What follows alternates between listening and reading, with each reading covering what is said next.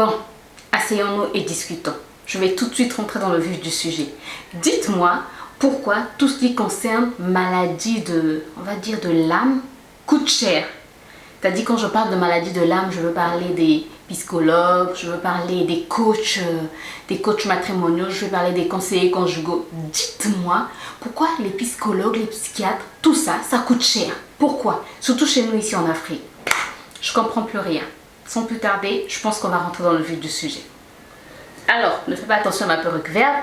Les goûts et les couleurs ne se discutent pas. Chacun fait ce qu'il veut de sa tête, de son corps, tant que cela ne nuit à personne. Bref, moi j'aime ma perruque verte, même si ma mère se moque de moi.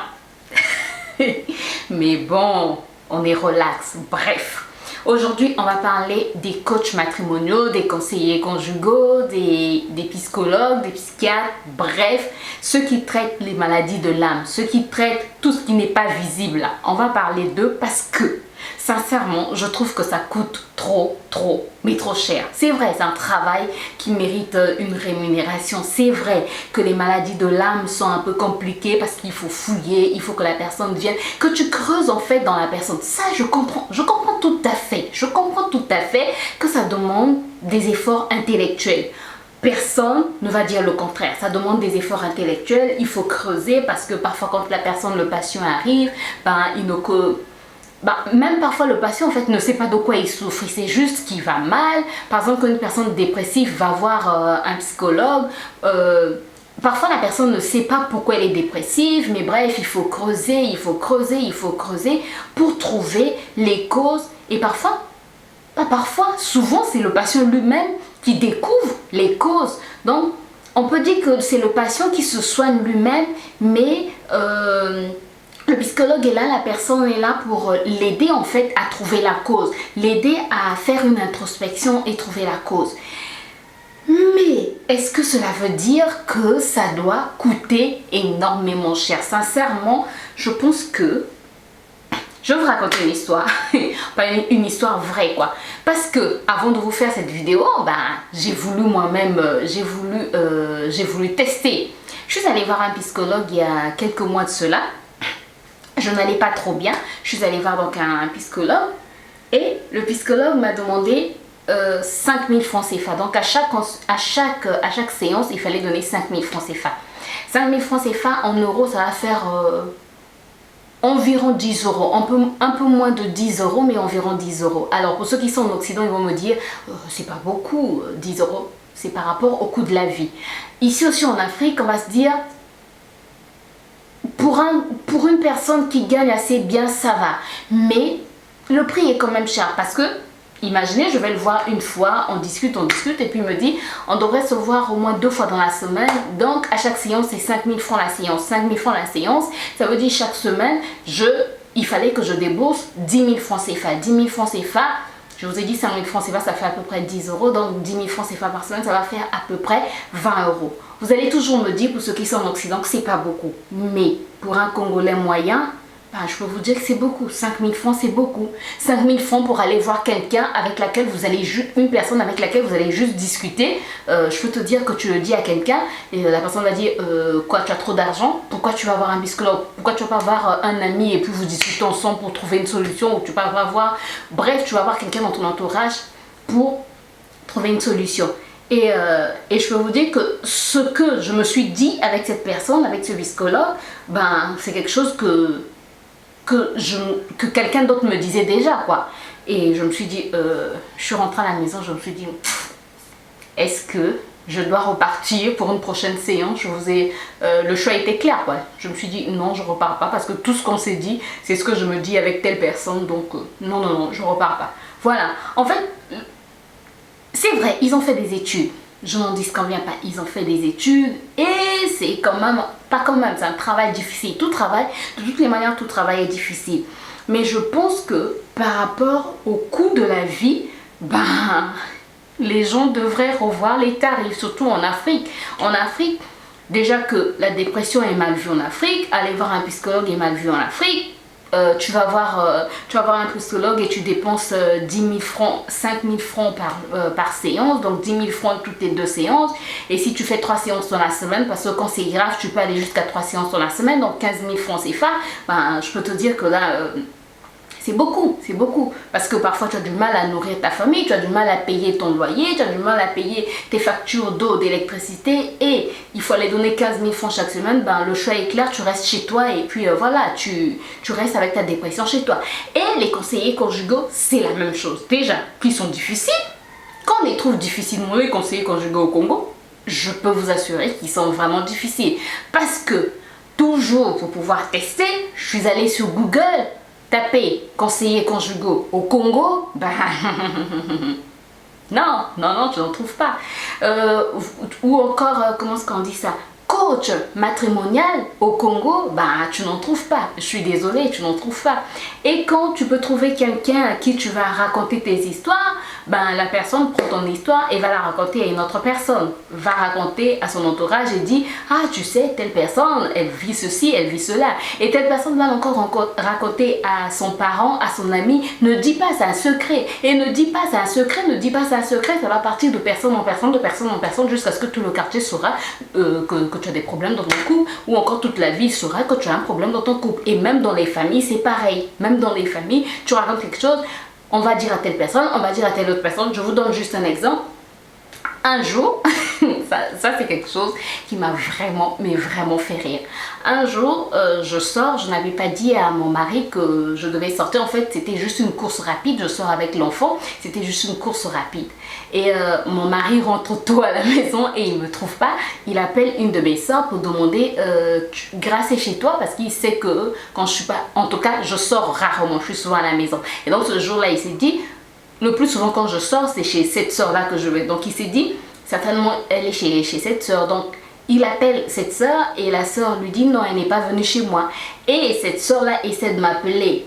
Elle n'arrivait pas à me joindre. D'abord, mon mari avait essayé de m'appeler, il n'arrivait pas à me joindre. Donc cette soeur-là après m'appelle, elle n'arrivait pas à me joindre.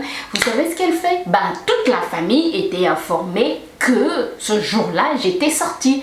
Que ce jour-là, mon mari m'appelait pour savoir où j'étais. Alors qu'il n'y avait rien de grave, il était quelle heure? 18h, 19h, il n'y avait rien de grave, elle n'était pas obligée d'alerter toute la famille. Mais pourtant, après, je ne dis pas qu'elle est fait comment on dit ça? Elle est fait, oh, comment est-ce qu'on dit ça? J'oublie mes mots. Elle n'a pas fait de mauvais cœur ça se dit. C'était pas en fait quelque chose de mal, elle ne pensait pas mal faire, elle se disait juste je donne l'information quoi. Mais non, c'est toujours comme ça en fait. En Afrique, surtout, en tout cas moi je parle du Congo, surtout ici chez nous, c'est comme ça. Quand tu as un problème, tu expliques à quelqu'un, ben l'affaire dans les minutes qui suivent, ben, dans les heures qui suivent, toute la famille sera informée, tout l'entourage sera informé, toutes les personnes qui te connaissent seront informées. Ah oui, ah oui. Et donc, je te dis, tu vas aller voir un conseiller conjugal par exemple, quand ça ne va pas dans ton foyer, bah, ça coûte cher. Ça coûte cher et donc, bah, tu te dis, le choix est clair. Donc, j'ai commencé à chercher des conseillers conjugaux. On parlait des conseillers conjugaux et on disait que j'allais tester, que je voulais tester pour savoir. Et donc, je me mets sur Google, je cherche au Congo, il n'y avait personne. Je me mets à chercher et je tombe sur un conseiller, un coach matrimonial qui est dans un pays de l'Afrique, qui est en Afrique. Et vous savez, les séances, il me faisait ça après de... Ça, attendez. La séance était à 35 000 francs, la séance. Et il fallait 2 séances ou 3 séances par semaine, je pense.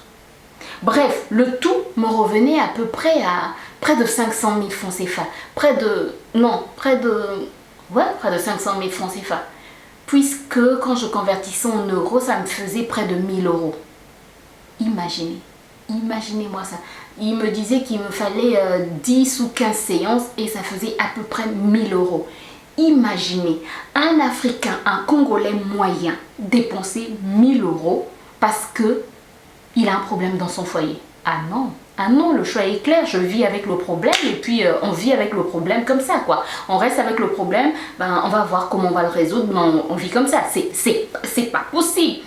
Je comprends mieux pourquoi c'est un métier qui prend de l'ampleur, qui prend de la valeur. Je ne sais pas si vous avez remarqué, mais les coachs matrimoniaux, ils sont maintenant en vogue. Après, je ne suis pas contre les coachs, mais je dis juste qu'il faut adapter les prix par rapport au pays, par rapport à la situation, par rapport au coût de la vie, quoi. On n'est pas...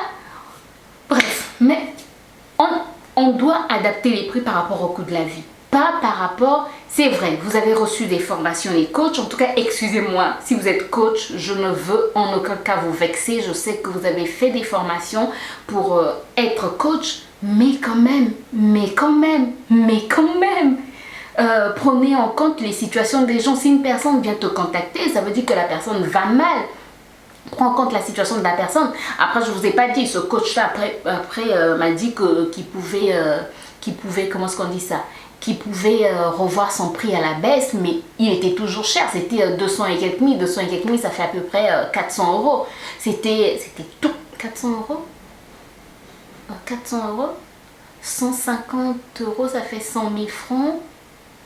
300 euros, à peu près 400 euros par là. Donc, c'est juste pour vous dire, je trouve que c'est quand même, ça coûte quand même cher. Ça coûte quand même cher consulter un coach et vous demander pourquoi les gens vivent avec leurs problèmes. Les gens se demandent pourquoi en Afrique les gens vivent avec leurs problèmes. Préfèrent aller raconter les problèmes à la famille, aux amis, même si après ça va, c'est une affaire qui va aller partout dans le quartier, partout dans la ville. Mais ça coûte trop cher, ça coûte trop cher. Et parfois, d'autres personnes décident carrément de vivre avec ces problèmes en eux, de ne pas parler, de vivre comme ça, jusqu'à ce que ça aille mieux ou jusqu'à ce que ça va se détériorer. Et puis voilà.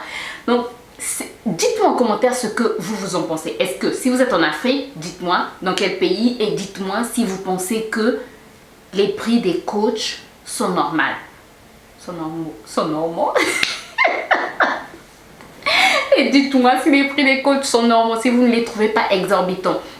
Sincèrement, moi, par rapport au coût de la vie du Congo, en tout cas, je trouve que les prix des coachs, des psychologues, des psychiatres, de tout ce qui s'occupe des maladies de l'âme, c'est assez cher quand même. C'est quand même cher. Il faut revoir ces prix pour que les personnes, pour que ça soit accessible à tout le monde, quoi. Vraiment pour que ça soit accessible à tout le monde. Donc n'hésitez pas à me dire en commentaire ce que vous en pensez. Et si vous avez déjà testé un coach matrimonial ou encore un psychologue ou un psychiatre ici en Afrique. Et dites-moi si vous pensez qu'en Europe ça va, si les prix ça va. En Europe, je ne saurais vous dire, j'ai jamais testé. Donc n'hésitez pas à me dire ce que vous en pensez. Et si la vidéo t'a plu, n'hésite pas à me laisser un pouce en l'air, à t'abonner si ce n'est pas encore fait, ça m'encourage. Et n'hésite pas à liker et à cliquer surtout sur la cloche pour être informé toutes les fois que je poste une nouvelle vidéo. Moi, je te retrouve très bientôt pour une nouvelle vidéo. D'ici là, porte-toi bien. Bye bye.